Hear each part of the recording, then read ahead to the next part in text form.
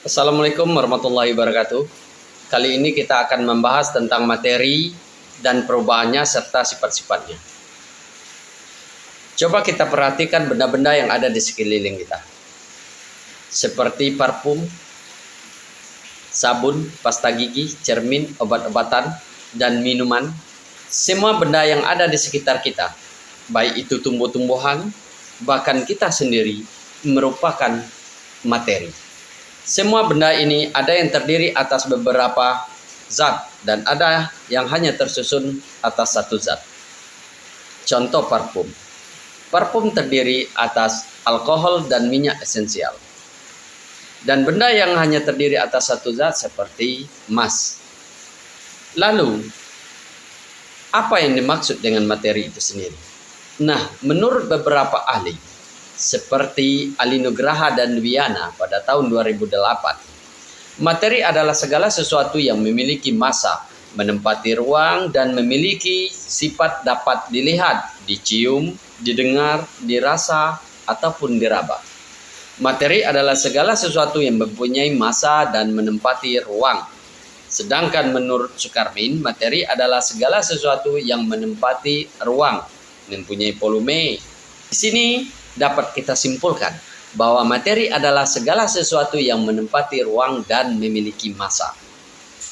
Lalu, bagaimana sifat-sifat daripada materi itu sendiri?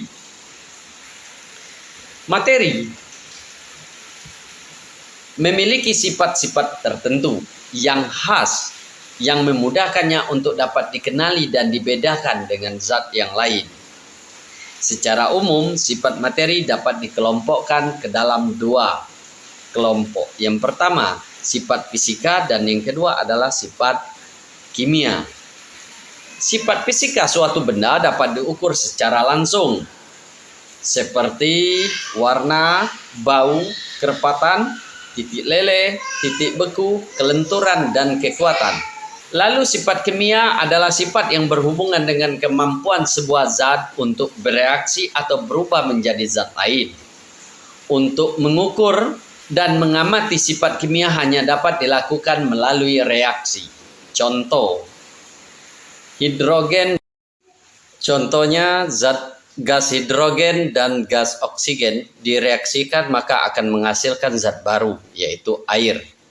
Nah, untuk membedakan antara sifat fisika dan sifat kimia, contohnya dapat kita lihat pada perubahan besi. Besi memiliki titik leleh sebesar 1000 derajat Celcius. Titik leleh tersebut disebut sebagai sifat fisika. Sedangkan kemampuan besi untuk berubah menjadi karat, besi disebut dengan sifat kimia. Lalu bagaimana dengan perubahan materi? Secara umum, perubahan materi dapat dibedakan menjadi dua. Yang pertama perubahan fisika dan yang kedua adalah perubahan kimia. Perubahan fisika merupakan perubahan pada suatu materi yang tidak menyebabkan pembentukan materi baru. Artinya, unsur-unsur penyusurnya akan tetap sama dengan zat semula dan dapat dikembalikan ke semula atau ke wujud semula. Seperti contoh pada perubahan fisika mengembun, menyublin, mengkristal, mencair, ataupun membeku. Membeku adalah perubahan air menjadi padat atau zat cair menjadi padat. Nah, ini akan dapat kembali ke zat semulanya, ke bentuk semulanya, yaitu air. Nah, ini disebut dengan perubahan secara fisika. Nah, perubahan secara kimia, bila kita memperhatikan daun pohon kelapa, ketika daun pohon kelapa tumbuh, dia akan berubah kuning. Semakin lama, maka ia akan semakin hijau. Lalu, ketika kering, ia akan berwarna coklat.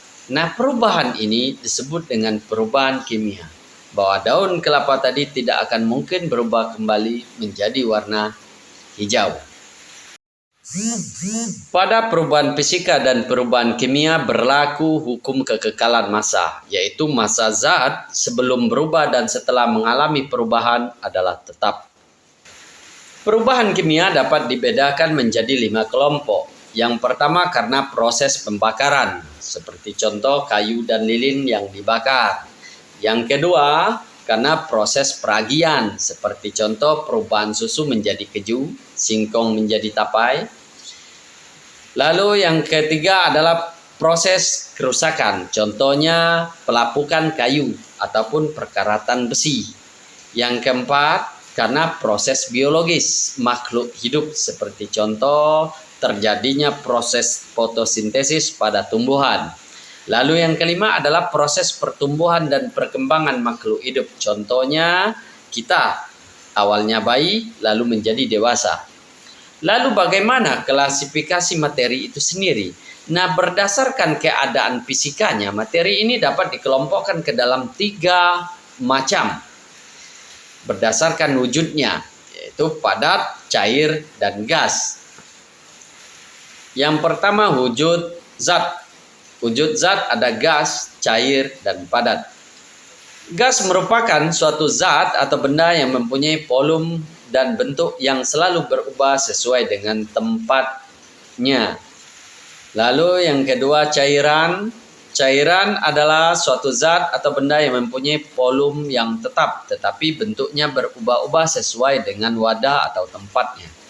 Lalu yang ketiga adalah zat padat. Zat padat adalah benda yang mempunyai bentuk dan volume yang tetap. Kemudian benda ini ada larutan dan ada kelarutan. Larutan merupakan campuran homogen, 2 zat atau lebih yang saling melarut dan masing-masing zat penyusunnya tidak dapat dibedakan lagi secara fisik. Kemudian kelarutan. Kelarutan merupakan kemampuan suatu zat terlarut untuk dapat larut dalam sejumlah pelarut dan suhu tertentu. Nah, sampai di sini saya akhiri. Assalamualaikum warahmatullahi wabarakatuh.